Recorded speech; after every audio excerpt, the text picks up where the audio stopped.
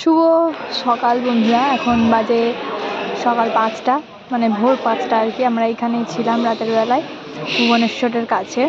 আমরা নন্দনকানন থেকে সোজা এসেছিলাম ভুবনেশ্বরের ভিডিও কোনো অ্যালাউ নেই, ভেতরে ফোন নিয়ে যাওয়ার অ্যালাউ নেই, সেই জন্য আমরা সন্ধ্যেবেলায় গিয়েছিলাম, দেখাতে পারিনি।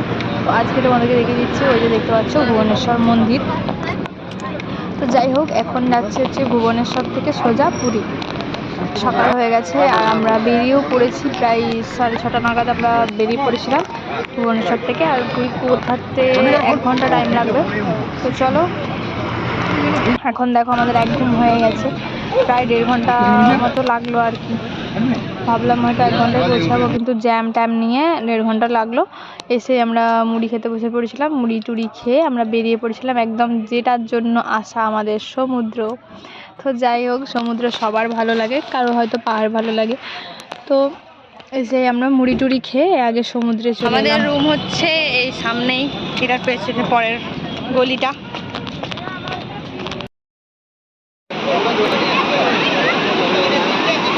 জলে নামবো।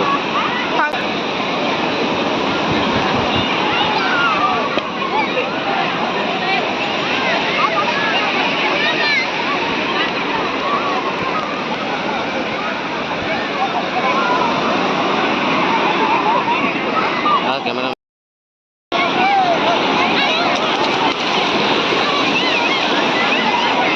স্নান টান করে আর আমরা দুপুরে খাবার দাবার খেয়ে গিয়েছিলাম হচ্ছে স্বর্গদ্বার।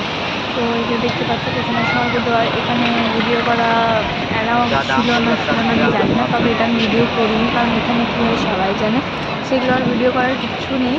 আর তারপরে স্বর্গদ্বার থেকে বেরিয়ে দেখো এত দোকান আছে। আমি হচ্ছে বিকেলে দুপুরে খাওয়া দাওয়া করে একবার এসেছিলাম এখানে, আর সেখানে স্বর্গদ্বার গিয়েছিলাম, ওখানে তো এখন হচ্ছে আমরা একদম সন্ধ্যে পাড়ে আছি। আর এখন এই যে মোমো খাবো গরম গরম। আর এখানে দেখো সবাই আর কি এরকম হাতের কাজ করছে।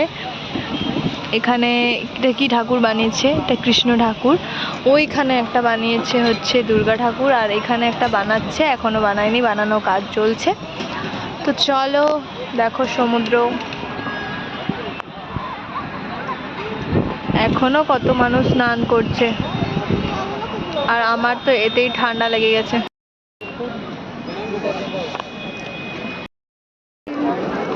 একটা আলু দিয়েছে যে ঠিক